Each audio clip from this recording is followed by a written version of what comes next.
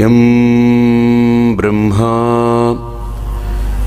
वरुणेन्द्र रुद्रमरुतः स्तुन्वन्ति दिव्यैस्तवैः वेदैः सांगपदक्रमोपनिषदैः गायति यं सामगाः। నేను మనిషినే, ఇదిగో ఇది చర్మము, నెత్తురు, చీము అన్నీ నేను మనిషినే. కానీ మీలాంటి నాకు కూడా కళ్ళు, ముక్కు, కాళ్ళు, చేతులు, వెంట్రుకలు, తల అన్నీ ఒకటే. కానీ మీరు నన్ను ఒక గురువుగా భావించుకున్నారు అనుకుందాం. మీరు భావించుకున్న గురుత్వానికి కొన్ని మర్యాదలు ఉంటాయా లేదా? అవునా కదా? చెప్పండి. ఇప్పుడు సపోజ్ మీరు నీళ్లు తాగుతున్నారనుకోండి, గ్లాసులో నేను వచ్చాను అనుకోండి, తాగుతారా అని మీరు తాగిన సగం గ్లాస్ అలా ఇస్తారా? నాకు ఇవ్వరు. సపోజ్ మీ ఇంట్లో పిల్లాడు ఉన్నాడు, ఏదో తింటున్నాడు చాక్లెట్, నేను వెళ్ళాను, ఏయ్ నాకు ఇవ్వవా అని అడిగాను మామూలుగా. వాడు ఏం చేస్తాడు? వాడికి తెలియదు ఈయన ఒక స్వామి, ఈయనకి కొద్దిగా పద్ధతులు వేరుగా ఉంటాయి, మనం జాగ్రత్త కూడా అని తెలియదు. వాడు సగం కోరికి అని ఇస్తాడు. వాళ్ళ అమ్మ ఏముంటుంది పక్కన కూర్చుని, హై బుద్ధి లేదా, ఇంగిని ఇస్తావా స్వామీజీకి, చేతులు కడుక్కురా, వీళ్ళు కొత్తది పట్టుకొచ్చి స్వామీజీకి ఫ్రెష్ చాక్లెట్, ఈ ఫ్రెష్ చాక్లెట్ నాకు కావాలా, నేను చిక్కుంటూ తిరగాలంటే. వాడికి తెలియదు. వాడికి ఏంటంటే నాలాంటి మనిషి అనుకున్నాడు, వాడు ఇవ్వచ్చు అనుకున్నాడు. ఎందుకని? తల్లికి అలా పెడుతుంటే తల్లి నోట్లో పెట్టుకుని తినేస్తుంది, తండ్రికి పెడితే తండ్రికి తిన్నాడు, తాతకు పెడితే తాత మురిసిపోయాడంటే నేను కొరికి పెడితే వీళ్ళందరూ చాలా ఆనందపడతారని పెద్ద అయిన తర్వాత కూడా కొరుకుతుంటాడు వాడు. అన్నీ కొరికే పెడతాడు వాడు. వాడేమనుకున్నాడు? తాతకి పెట్టాను, కొరికి పెట్టాను, మురిసిపోయాడు, తండ్రికి పెట్టాను, మైమరిచిపోయాడు, తల్లికి పెట్టాను, అసలు ఒళ్ళే తెలియకుండా పొంగిపోయింది ఆవిడ. ఈయనకు కూడా పెడితే ఈయన ఏమైపోతాడు అని పెట్టాడు వాడు. వాడికి తెలియదు, వేరే మర్యాదలు తెలియవు, ఆ భావన లేదు వాడిలో. ఈయన స్వామి, ఈయన ఒక గురువు, లేకపోతే ఈయన ఒక మంచి, ఒక చక్కటి ఆధ్యాత్మికాన్ని బోధించేటువంటి వ్యక్తి అనే భావము, ఆ భావానికి సంబంధించిన మర్యాదలు వాడిలో ఇంకా ఆ స్టాండర్డ్స్ లేవు.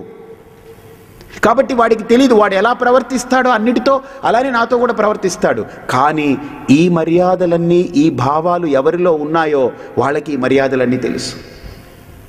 అలాగనే పరమాత్ముడికి ఒక రూపమంటూ మనం సంభావన చేసుకున్న తర్వాత, ఒక భావన చేసుకున్న తర్వాత, ఆ భావన యుక్తమైనటువంటి ఆ రూపానికి మనం ఆచరించవలసిన కొన్ని మర్యాదలు ఉంటాయి. ఆ మర్యాదలు మనం ఏర్పరచుకుంది కాదు, ఆగమ శాస్త్రం ఇచ్చినటువంటి మర్యాదలు అవి. ఆ ఆగమ శాస్త్రాన్ని అనుసరించి ఆ మర్యాదల్ని పాటిస్తాం, దాన్ని హేళన చెయ్యం. దేవుడికి నిద్రేంటి, దేవుడికి మేలుకొలుపేంటి, ఇవన్నీ వ్యంగ్యంగా మాట్లాడం. ఎందుకనంటే ఆ స్థాయిలో, ఆ భక్తిలో వాటన్నిటికీ కూడా ప్రాధాన్యత ఉంది. వాటన్నిటిని గౌరవిస్తాం, మనం హారతి ఇస్తాం, నివేదన పెడతాం. మనకు 100% బాగా తెలుసు, మనం కొట్టుకొచ్చిన కొబ్బరికాయ చెప్పలు రెండు దేవుడి దగ్గర పెడితే చెక్కు చెదరకుండా అలానే ఉంటాయని తెలుసు. ఒకవేళ దేవుడు ఒకదాన్ని టక్కుమని లాగేసుకుని ఒకటే వదిలాడు అనుకోండి, ఇప్పుడు ఆ ఒకటికి మనము అర్చకులు ఇద్దరు ఒకరికొకరు చూసుకోవాలి. ఇప్పుడు 2 పెడితే ఒకటే మనకి ఇస్తాడు, ఒకటి ఆయన తీసుకుంటాడు. ఇప్పుడు సపోజ్ దేవుడు ఒకటి తీసేసుకున్నాడు అనుకోండి, ఉండేది ఒకటే అనుకోండి, ఇప్పుడు అర్చకుల్ని మనం చూస్తాం, నీదే నాదే, వాడు మనల్ని ఎలా చూస్తాడు? ప్రాబ్లం క్రియేట్ అవుతుంది. చాలా ప్రాబ్లం కదా.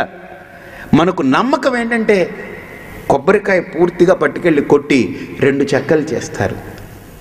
అందులో ఒక గొప్ప విషయం ఏంటంటే, ఒక కుర్రాడు కొబ్బరికాయ ఇస్తే వాడు ఎప్పుడు రోజు గుడికి వెళ్ళి, అంటే శుక్రవారం గుడికి వాళ్ళ అమ్మ వాడి చేత కొబ్బరికాయ పంపిస్తుంది, వాడికే ఇస్తుంది, వాళ్ళ నాన్నగారికి ఇవ్వదు. ఎందుకు వీడికి ఇస్తుందని అంటే, వీడు కొబ్బరికాయ కొట్టేటప్పుడు ఆ కొట్టే దాంట్లో జాగ్రత్తగా చూసి అంచు మాత్రం పగిలేలా కొడతాడు. అంటే చిన్న చెప్పు ఒకటి మొత్తం పెద్ద చెప్పు ఎలాగ వచ్చేస్తుంది ఒకటి, అలా కొడతాడు వీడు ఎంతటోడు, వీడికి అంత తెలివితేటలు. కొట్టి పంతులు గారి దగ్గరికి పట్టుకెళ్ళి, పంతులు గారు దేవుడి దగ్గర పెట్టి ఇది పట్టండి నాకు అంటాడు వాడు. ఇది ఇంత చిన్నగా ఊడి పడ్డటువంటి చిన్న మూతదేమో దేవుడికి పెట్టండి, పెద్దది ఇది పట్టండి అని. ఎందుకయ్యా నీకు అని అడిగితే, చట్నీ కావాలి మాకు. హీఈస్ థరోలీ ట్రైన్డ్, పక్కగా ట్రైన్ అయ్యాడు. ఎందుకని? ఎన్నో శుక్రవారాలు వీడు కొబ్బరికాయ కొట్టడం, అది అలాగనే పగలడం, చట్నీకి కావాల్సింది పెద్ద చెప్పు పట్టుకురావడం. వాళ్ళ అమ్మకి బాగా తెలుసు వీడికి ఇస్తేనే కరెక్ట్గా పెద్ద చెప్పు వస్తుందని. వాళ్ళ ఆయనకి ఇస్తే ఒట్టి చెప్ప చేతికి పట్టుకొచ్చేస్తాడని తెలుసు. కాబట్టి we pretty well know that whatever thing that we offer to the Almighty, భగవంతుడు అని ఒక రూపాన్ని మనం ఎదురుగుండా పెట్టుకొని మనం పటిక బెల్లం పెట్టినా, అరటిపండు పెట్టినా, కొబ్బరి పెట్టినా, ఏది పెట్టినా వాడే ముట్టడు, మనకు తెలుసు అది. కానీ మన భావన నివేదన పెట్టాలండి దేవుడికి. దేవుడికి నివేదన పెట్టకుండా నేను చేయకూడదండి, దేవుడికి అర్చన చేయకుండా నేనేం ముట్టుకోనండి, దేవుడికి అభిషేకం చేయకుండా నేనేం చేయనండి. ఏమిటది? నీ భావన. నీ భావనకు నువ్వు ఏర్పరచుకున్న మర్యాద. ఆ మర్యాదని, ఆ భావనని మనం ఎప్పుడైతే గౌరవిస్తున్నామో దట్ మీన్స్ మనల్ని మనం గౌరవించుకుంటున్నాం. నాలో నేను భగవంతుడు అని ఏర్పరచుకున్న ఒక భావనకి కొన్ని మర్యాదల్ని నేను పాటిస్తున్నాను అని అంటే గుర్తుపెట్టుకోండి, నేను భగవంతుణ్ణి కాదు గౌరవించేది, నాలో నా భావనని నేనే గౌరవిస్తున్నాను.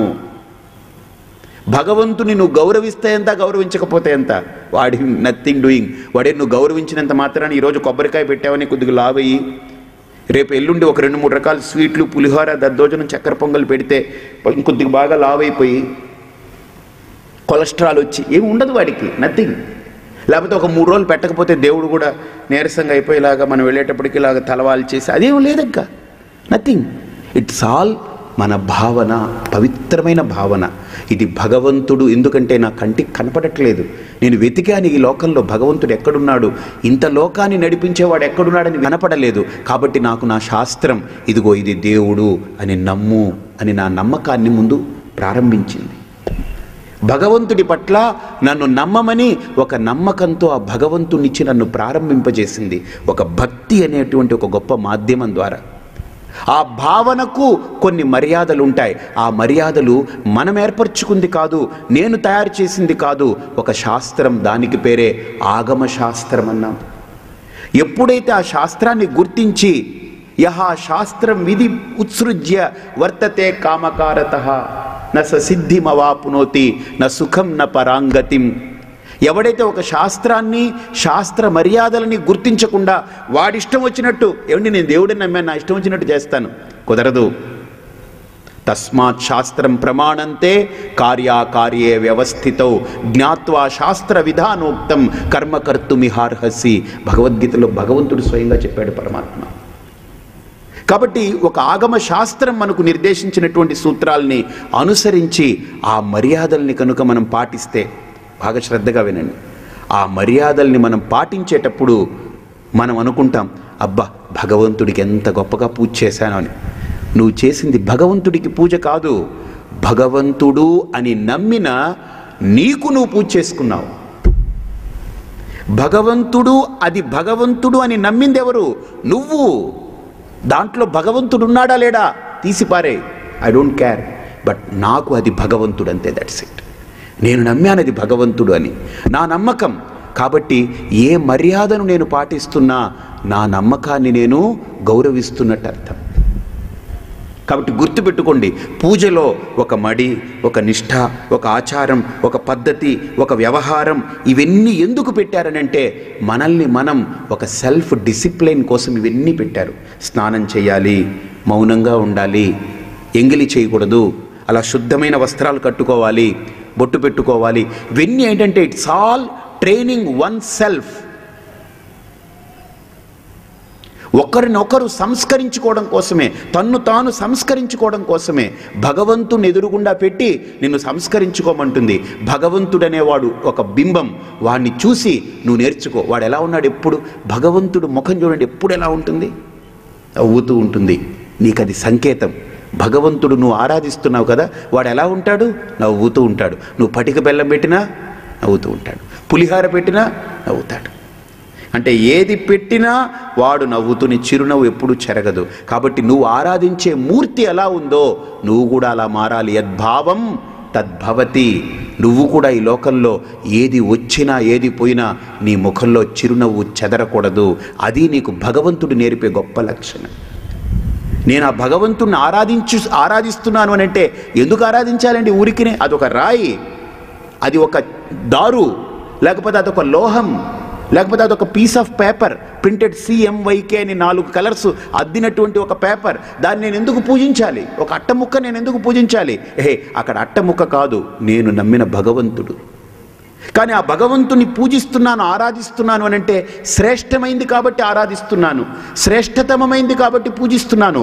ఆ శ్రేష్టమైన దాని నుంచి నేను నేర్చుకునేదేమిటి, నేను పొందేదేమిటి? ఆ చిరునవ్వు నా ముఖం నుంచి చెదరకూడదు. ఏది వచ్చినా ఆగమాపాయినో నిత్యాహ తాన్ స్థితిక్షస్వ భారత సుఖ దుఃఖే సమే కృత్వా లాభాలాభౌ జయాజయౌ తతో యుద్ధాయ యుజ్యస్వ యోగం ప్రాప్యమవాప్స్యసి. ఇవన్నీ ఏమిటనంటే మనకు భగవంతుడు అని ఒక నమ్మకాన్ని పెట్టి, భగవంతుడు అనే ఒక ఆల్టర్, అక్కడ ఇట్ ఈస్ ఎన్ ఆల్టర్, భగవంతుడు అనేటువంటి ఒక ఆలంబనం ఒకటి పెట్టి అక్కడ నన్ను రిలేట్ చేయిస్తుంది. ఆ రిలేట్ చేయగా చేయగా చేయగా చేయగా నాలోనే ఆ భక్తి నన్ను ఒక స్థాయికి పెంచుతుంది. అరే, భగవంతుడు బయట ఉన్నాడా? ఇప్పుడు నాలో ఒక ప్రశ్న కలిగింది. వీడు భగవంతుడు, ఇది భగవంతుడు అనాలి అని అంటే భగవంతుడు లోపల నుండి పుడితేనేగా దాన్ని భగవంతుడు అని అనగలను. కాబట్టి ప్రాథమికంగా భగవంతుడు ఎక్కడున్నాడు? లోపలే. కాబట్టి భగవాన్ ఈజ్ నాట్ సమ్వేర్ ఎల్స్. ఎక్కడో భగవంతుడున్నాడని కాదు, ఇందుగలడు అందులేడని సందేహము వలదు, చక్రి సర్వోపగతుండు నీవెందెందు వెదకి చూచినన్ అందందేగలడు. కాబట్టి ఇప్పుడు నాకు ఒక రహస్యం బయటపడుతుంది. నాలో ఉంటేనే భగవంతుడి గురించి నేను బయట తాపత్రయపడేది. నాలోనే భగవంతుడి గురించి లేదనుకోండి, నేను బయటికి ఎందుకు తాపత్రయపడతాను? అవునా కాదా? నాలో లేకపోతే నేను బయటికి ఎందుకు తాపత్రయపడతాను? నాలో ఉంది కాబట్టే నేను బయట భగవంతుణ్ణి గౌరవిస్తున్నాను, గుర్తిస్తున్నాను, ఆదరిస్తున్నాను, అర్చిస్తున్నాను, దానికి శరణాగతున్నవుతున్నాను. కాబట్టి ఇప్పుడు నేను బయట విగ్రహానికి కాదు, నా మనోనిగ్రహంతో ఆత్మ విగ్రహానికి అంకితం అవ్వాలి అని ఏ సాధకుడైతే అంతర్ముఖుడవుతాడో ఇక్కడ అంటాడు. శరణం నివాస అంటే ఇండ్వల్లర్, శరణం అంటే he comes to the rescue of once own existence. తన ఎరుకకి తానే అంతర్ముఖుడై తన స్వరూపానికి తనే శరణాగతి పొందుతుంటాడు. ఆ పరమాత్ముడికి ఇంకొక పేరు కూడా ఉంది, సుహృత్ అని పేరు. సుహృత్ అంటే ఇక్కడ ఇదొక రిలేషన్ అనమాట. ఫ్రెండ్ అని చెప్పడానికి లేదు కానీ but it is a category, అంటే సుపీరియర్ కేటగిరీ ఆఫ్ ఫ్రెండ్షిప్ అనమాట సుహృత్వం అంటే. మిత్రుడు అంటే ఎవరు తెలుసా అండి? మిత్రుడు అని అంటే మిత్రుడు, బంధువు, సుహృత్ ఈ పేర్లు ఉంటాయి కదా. అందులో బంధువు ఎవరు అని అంటే మన దగ్గర అన్నీ ఉన్నాయనుకోండి, పేరు, హోదా, డబ్బు, పదవి, ఆస్తి, అంతస్తు ఉంటే వాళ్ళందరూ అంటారు నీకెవరో తెలుసా ఆయన? మా మేనమామకి తోడల్లుడు ఉన్నాడు ఒకడు. ఆ తోడల్లుడు చెల్లెలికి తోడుకోడలు ఉంది ఒక ఆవిడ మేనత్త కూతురు వాళ్ళ అమ్మమ్మకి వాళ్ళ చెల్లెలు భార్యకి పక్కింట్లో ఉంటాడు ఈయన. అయ్య బాబోయ్, అంత పెద్ద బంధుత్వం వీడికి ఉంది. అంటే వీడికి అన్నీ ఉన్నాయి కాబట్టి ఇప్పుడు వీడు ఎక్కడెక్కడి నుంచి కావాల్సింటే అక్కడి నుంచి కలుపుకుంటాడు. వీడు ఎన్ని సందులు గొంతులైనా దూరి బంధుత్వాన్ని కలుపుకుంటాడు వీడు. బంధు అంటే అది. అంటే నదిలో నీళ్లు ఉన్నాయనుకోండి, చెప్పక్కర లేకుండా చేపలన్నీ వచ్చేస్తాయి అక్కడికి. అలాగనమాట మన దగ్గర అన్నీ ఉన్నాయనుకోండి, అందరూ కలుస్తారు, అందరూ వస్తారు, ఓహో అందరూ ఇంకా మావాడు అంటారు. ఏదైనా తేడా జరిగి చెంచెల్గూడకి వెళ్ళామంటే ఒక్కడు రాడు, మళ్ళీ ఒక్కడు రాడు. చిన్న తేడా జరిగిందనంటే ఒక్కడు రాడు, అందరూ ఎవరి దారిలో వాడు పక్కకి వెళ్ళిపోతాడు. ఒక్కటి తేడా జరిగితే ఒక్కరు రారు. ఇంకా పైపొచ్చి చెప్పుకుని మాకు తెలిసింది, ఇది ఎప్పుడో పడిపోతుంది తెలుసు, మాకు తెలుసు, ఏం చెప్తాం అంతే. ఆ పైపొచ్చి మళ్ళీ అదొకటి. ఇది బంధుత్వం అంటే అర్థం. మిత్రత్వం అంటే ఏంటనంటే ఇలా ఉండదు, ఇంత ట్రీట్మెంట్ ఉండదు, కొద్దిగా బెటర్ అది. అంటే మిత్రత్వం ఏంటంటే వాడు మనకు సహాయం చేస్తాడు, మళ్ళీ ప్రత్యుపకారాన్ని ఆశిస్తాడు. వాడు ఒరే నీకు నేను అప్పుడు చేశాను కదరా, నేను ఇప్పుడు ఇబ్బందుల్లో ఉన్నాను, నాకు కొద్దిగా సహాయం చేయరా అంటాడు. వీడు మిత్రుడు. బంధువు అని అంటే వాడంతట వాడే కలుపుకొని పులుముకొని పాముకొని బంధుత్వం ఏర్పరచుకొని వాడు మన దగ్గర నుంచి ఏదో అది ఒకటి పొంది వాడు పక్కకు పోతుంటాడు. వాడు బంధువు, మన అవసరం అన్నప్పుడు కనపడడు. కానీ మిత్రుడు అనేవాడు మనకు సహకరిస్తాడు. వాడికి అవకాశం వచ్చినప్పుడు అడుగుతాడు, ఒరే నాకు చేయరా అని ప్రత్యుపకారాన్ని ఆశిస్తాడు. కానీ సుహృత్ అనేవాడు ఒకడున్నాడే, వాడు ఏం ఆశించడు. వాడు చేస్తాడంతే. చెయ్యడమే కాదు, వాడు చేసింది వాడు మరిచిపోతాడు. వాడు మరిచిపోవడమే కాదు, ఎప్పుడైనా మనం తటస్థించి అరే నువ్వా, అబ్బా నీ వల్ల నా జీవితం నిలబడిందిరా అంటే, నా వలన నేనేం చేశానంటాడు. కాదురా నువ్వు ఇలా చేశావు అని గుర్తు చేయించిన, వదిలేరా భగవంతుడు రా ఇదంతా, నేనేంటి, నేనెంతటి వాడిని అని తన్ను తాను అసలు ఆ గొప్పతనానికి ఆపాదించుకోకుండా, గొప్పతనాన్ని తన మీద ఆపాదించుకోకుండా దాన్ని పక్కకు పాడేసి పరమాత్ముని ప్రతిష్ఠిస్తాడు. వాడు సుహృత్ అనేవాడు. అసలు వాడు నా వల్ల నేనే వాడి జీవితం నిలబెట్టింది, వాడికి దారి చూపింది నేనే అని కొంతమంది చెప్పుకుంటుంటారు. అసలు సుహృత్ అనేవాడు ఆ మాట మాట్లాడడు. వాడు దారి చూపినవాడు, దారి పొందినవాడు, బాగుపడ్డవాడు ఎప్పుడైనా జీవితంలో వీడిని చూస్తే వీడి దగ్గరికి వచ్చి నువ్వు నాకు ఇలా చేసావు, నేనా, leave it, forget about that, నువ్వు బాగున్నావు కదా, హ్యాపీ, దట్స్ ఇట్. తను చేసిన మేలుని గుర్తు చేయించడం కూడా ఇష్టపడడు. డార్క్లోకి వెళ్ళాలని కూర్చుంటాడు వాడు. అది సుహృత్. ఈ లోకంలో అలాంటి వ్యక్తి ఎక్కడైనా ఒకడున్నాడా? ఒక్కడే ఉన్నాడు, పరమాత్మ. లోపల ఉండి మన బ్రతుకుని, మన జీవితాన్ని, మనల్ని నడిపిస్తూ వాడిని మనం పట్టించుకోకపోయినా దేవుడు లేడు అన్నవాడికి కూడా వాడే ఆధారభూతంగా ఉండి నడిపిస్తూ ఉన్నాడు. వాడు ఎన్నిసార్లు లేదు అన్నాలన్నా వాడు లేదు అనే శబ్దం ఉచ్చరించడానికి శక్తి ఆ పరమాత్ముడిదే తీసుకుని, పరమాత్ముడి శక్తే తీసుకుని పరమాత్ముడే లేదనేటువంటి రకాలన్నిటికీ కూడా పరమాత్ముడే సుహృత్. ఉన్నాడు అన్న వాళ్ళని కూడా వాడే ఉన్నాడన్నాడు కాబట్టి వీడిని నేను గట్టిగా కౌలించుకుందామని ఏమి అనుకోడు. లేడన్నాడని వాడి మీద విరక్తి చెందడు. రెండూ లేడు. మానవ మానయో తుల్యో మిత్రారి పక్షయో, రెండిటికి అతీతమై ఉన్నవాడు పరమాత్మ. కాబట్టి అటువంటి వాడు సుహృత్. అంతేకాదు ప్రభవ, ప్రళయ, స్థానం, నిధానం, బీజమవ్యయం. ప్రభవ అనంటే ఉత్పత్తి, ప్రళయ డిజల్యూషన్ అంటే మెర్జ్ అయిపోవడం, అంటే creation and also dissolving things. స్థానం అంటే, స్థానం అనంటే స్థితి, అంటే ఎక్కడైతే ఉత్పత్తి జరుగుతుందో, ఎక్కడైతే ప్రళయం జరుగుతూ ఉందో దానికి స్థానం. నిధానం, నిధానము అనంటే ఇక్కడ ఏంటంటే దానికి ఆధారభూతమై ఉన్నటువంటిది, అన్నిటికీ ఆధారమై, అన్నిటికీ ఆస్పదమై, అధిష్టానమై ఉంది. బీజం అంటే which is in the form of seed. Seed అంటే మళ్ళీ మనం ఏదో విత్తనం అనుకుంటాం. బీజం అంటే సీడ్ అంటే విత్తనమే కాదు. బాగా ఆలోచించాము. బీజం అంటే విత్తనమే కాదు ఎప్పుడు.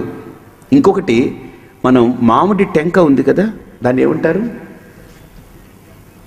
మామిడి కొట్టె, మొట్టె. ఓకే, ఇక్కడ మొట్టె అంటారు, ఇంకో చోట మామిడి పిచ్చ అంటారు, మామిడి టెంక అంటారు, మామిడి విత్తనం. ఓకే, మామిడి టెంక అంటే తెలుసు కదా, అంటే లోపల గింజ ఉంటుంది. మనం అనుకుంటున్నాం మామిడి టెంక అంటే ఇదే బీజం అనుకుంటున్నాం. కాదు, ఆ బీజము అది కాదు. దాన్ని భూమిలో పడేస్తే మొట్టమొదట భూమి ఏం చేస్తుందంటే దాని మీద పెచ్చులాగా ఉంటుంది చూసారా, దాన్ని కొరుక్కొని తినేస్తుంది. తినేసిన తర్వాత లోపల తెల్లగా ఉంటుంది, ఒక ఈ జీడిపప్పులాగా ఉంటుంది. జీడిపప్పు ఏమంటారు? గోడంబి అంటారా? జీడిపప్పులాగా ఉంటుంది అన్నమాట. అది పెద్దగా ఉంటుంది. అది కూడా మామిడి టెంక, అది కూడా మామిడి సీడ్ కాదు, బీజం కాదు. దాన్ని కూడా తినేస్తుంది భూమి. అది తినేస్తే లోపల పల్చగా అదే షేపులో దానికంటే చిన్నది పొరలాగా ఉంటుంది. అది కూడా మామిడి టెంక, అది కూడా సీడ్ కాదు. దాన్ని కూడా తినేస్తుంది. తిన్న తర్వాత స్లైట్ క్రీమ్ కలర్లో ఒక పొర ఉంటుంది, దాంట్లో కనబడినట్టు దూదిలాగా. దాన్ని కూడా తినేస్తుంది భూమి. అది మామిడి సీడ్ కాదు. ఆ స్లైట్గా పొరలాగుండే దాంట్లో కొన్ని లక్షల అణువులు ఉంటాయి అందులో. వృక్షశక్తి. ఆ వృక్షశక్తినంతా కూడా భూమి తీసుకుని అందులో ఒక్కనొక్కటి మొలుస్తుంది. అది మొలిచి భూమిని తొలిచి బయటకు వస్తుంది మొక్క. అది బీజం. అంతేగాని ఇది కాదు బీజం. ఇవన్నీ దాన్ని ప్రొటెక్ట్ చేయడానికి పెట్టిందనమాట, అంతే. బస్ they are all protectors. They are not seed. ఒక్కటే లోపల కనపడినట్టు సీడ్ అంటే చాలా ఇన్సిగ్నిఫికెంట్గా ఉంటుంది. అది కనపడకుండా ఉంటుంది లోపల, అసలు కనపడదు మనకు, చాలా సూక్ష్మంగా ఉంటుంది. అలాగనే ఈ పరమాత్మ కూడా బీజం అని అంటే ఏదో టెంకలాగా ఉంటుందని కాదు, కనపడనట్టు సూక్ష్మాతి సూక్ష్మంగా, అవ్యయం అంటే ఏ రకమైన డిక్లెన్షన్ లేదు, ఏ రకమైన నాశనం లేనటువంటి ఆ స్వరూపమై పరమాత్మ ఉన్నాడు, అంతటికీ కారణమై ఉన్నాడు. ఇప్పుడు అంతటికీ కారణం అన్నప్పుడు ఆ కారణం ఎలాంటి పనులు చేయిస్తుందనంటే ఇక్కడ చెప్తున్నారు, చెప్పండి. శ్రీ భగవానువాచ తపామ్యహమహం వర్షం నిగృహ్ణామ్యుత్సృజామి చ అమృతం చైవ మృత్యుశ్చ సదసచ్చాహమర్జున. ఇక్కడ తపామ్యహమహం వర్షం, ఇక్కడ ఎంత ఒక రిలేటివ్ ఫ్యాక్ట్స్ని మనం చూడాలి ఒకసారి. ఈ రిలేటివ్ ఫ్యాక్ట్స్ ఏంటనంటే అసలు ఈ ఫ్యాక్ట్స్ని మనం సరిగ్గా, ఈ సత్యాల్ని కనుక మనం సరిగ్గా అనలైజ్ చేస్తే అసలు ఈ ప్రకృతి ఎంత అర్థవంతంగా ఉంది, దీన్ని ఎలా నడుపుతున్నాడు అనేటువంటిది అర్థమవుతుంది. తపామి అహం అంటే ఈ భూమిని నేను బాగా తపింపజేస్తున్నాను, వేడి పుట్టిస్తున్నాను ఈ భూమిలో. ఎవరు? సూర్యుడనై 50 degrees 48 degrees 49 degrees తీసుకెళ్ళి మొత్తం కాల్చేస్తున్నాను. కానీ అందరూ ఏమనుకుంటారంటే బాగా కాల్చేస్తున్నాడు అని అనుకుంటారు. అసలు ఆ కాల్పు లేకపోతే మనం బ్రతకలేని తర్వాత, ఆ కాల్పు కూడా మంచిదే, కానీ ఆ కాల్పుని తట్టుకోలేక కొంతమంది పోతుంటారు అనుకోండి, అది కాదు. కాబట్టి ప్రకృతి చాలా అద్భుతంగా ఒక ప్రక్రియ పెట్టింది. ఆ కాల్పుతో ఏం జరుగుతుందనంటే ముందు భూమి అంతా కూడా చాలా ఒక రకంగా చెప్పాలంటే భూమి వీడు రైతు దున్ని వీడు దాన్ని చక్కగా సీడ్స్ అవి ఇవి అన్ని అన్వాంటెడ్ థింగ్స్ అంతా ప్లవ్ చేసి వాటన్నిటిని తవ్వి బయట పాడేస్తాడు కదా. బయట పాడేసినంత మాత్రాన భూమి శుద్ధి కాదు. ఆ సూర్యుడి యొక్క వేడెక్కి అందులో చనిపోవలసినవన్నీ చనిపోతాయి. ఏవేవి హానికరములో అవన్నీ ఆ వేడికి చచ్చిపోతాయి. ఆ సూర్యరశ్మితో భూమిని శుద్ధం చేయడం కాకుండా కాల్చి సముద్రాన్ని బాగా మరిగించి పైకి తీసుకెళ్తున్నాడు. నిగృహ్ణామి అంటే పైకి తీసుకెళ్ళిపోతున్నాడు అతను. సముద్రంలో ఉండే నీటినంతా పైకి తీసుకెళ్ళిపోతున్నాడు. అంతటినీ తీసుకెళ్ళట్లేదు, కావలసినంత తీసుకెళ్తున్నాడు. తర్వాత ఉత్సృజామిచ విడిచిపెట్టేస్తున్నాడు మళ్ళీ. ఎలాగా? ఈ ఎండాకాలం అవ్వగానే ఏ కాలం వస్తుంది?